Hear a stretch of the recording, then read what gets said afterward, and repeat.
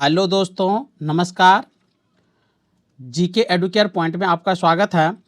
चलिए, परीक्षा उपयोगी कुछ महत्वपूर्ण तथ्य दिए गए हैं जो प्रश्नों से जुड़े हुए हैं। उन प्रश्नों को एक एक करके देखते हैं। पहला है, दिल्ली के किस सुल्तान ने इक्ताओं को सीकों यानी जिलों में विभाजित किया था?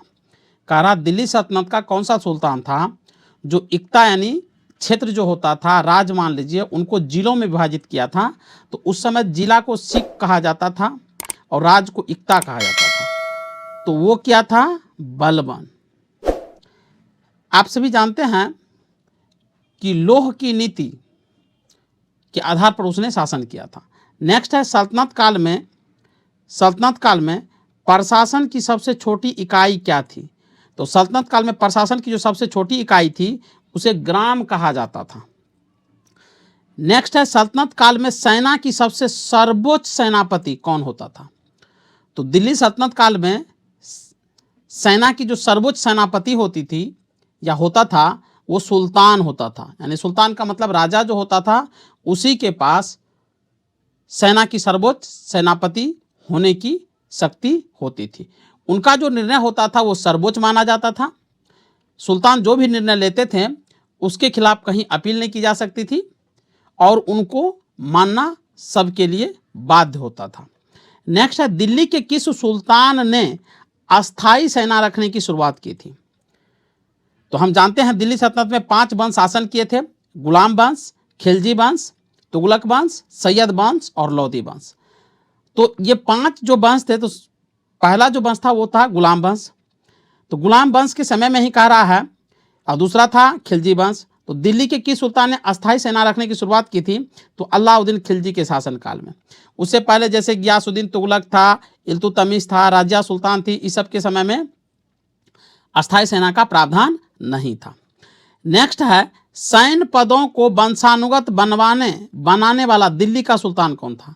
यानी सैनिक जो पद था उसको वंशानुगत बनाया। तो ये तुगलक वंश के शासनकाल में हुआ था। और हुआ था किसके द्वारा? तो फिरोज शाह तुगलक ने बनाया था सैन्य पदों को वंशानुगत। यानी अब यदि कोई व्यक्ति सेना में किसी पद पर है तो उनका बेटा भी आएगा, फिर उनका बेटा भी आएगा, ये प्रावधान किया गया था। नेक्स्ट है, किस सुल्तान ने घोड़ों को दागने की और सैनिकों का हुलिया रखने की प्रथा चलाई थी? तो अलाउद्दीन खिलजी। यानी करप्शन को रोकने के लिए अलाउद्दीन खिलजी ने सैनिकों यानी घोड़े को दागा जाता था कि ट्रेंड घोड़े का इस्तेमाल करेगा, और एक सैनिक की जो हुलिया होती थी जिनसे उनकी पहचान होती थी उनको रखने की प्रथा चलाई थी। नेक्स्ट है, दिल्ली के किस सुल्तान ने सैनिकों को वेतन के बदले इक्ता देने की शुरुआत की थी? इक्ता जो होता था एक क्षेत्र होता था, एरिया होता था। तो ये जो है वेतन के बदले दिया जाता था और उस एरिया को उस पर कृषि करके अपना कृषि फसल उगाया जाता था और वही उनके वेतन के रूप में होते थे। तो दिल्ली के किस सुल्तान ने सैनिकों को वेतन देने के बदले इक्ता देने की शुरुआत की थी? तो इक्ता जो था ये दिया था इल्तुतमिश ने। नेक्स्ट है, दिल्ली के किस सुल्तान ने इल्तुतमिश द्वारा प्रारंभ इक्ता प्रथा को समाप्त कर सैनिकों को कह रहा है, दिल्ली के किस सुल्तान ने इल्तुतमिश द्वारा प्रारंभ इक्ता प्रथा को समाप्त कर सैनिकों को नगद वेतन देने की प्रथा की शुरुआत की थी? हम जानते हैं कि इल्तुतमिश ने क्या किया था, सैनिक जो अपनी सेवा करते थे उसके बदले में उसे इक्ता दिया जाता था, यानी जमीन का एक टुकड़ा दिया जाता था, और बाद में इस प्रथा को समाप्त करके उनको वेतन दिया जाने लगा था। तो ये अलाउद्दीन खिलजी के द्वारा किया गया था, जो खिलजी वंश के सबसे योग्य शासकों में से एक थे। नेक्स्ट है, किस सुल्तान ने अलाउद्दीन द्वारा समाप्त की गई इक्ता प्रथा को पुनः प्रारंभ कर दिया गया था?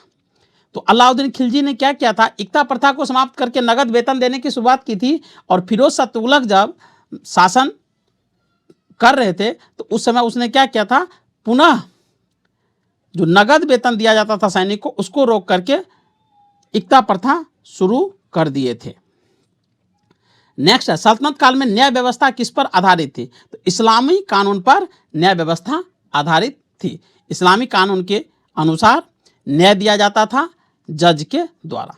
तो चलिए आज के लिए बस इतना ही, मिलते हैं नए वीडियो के साथ, तब तक के लिए जय हिंद।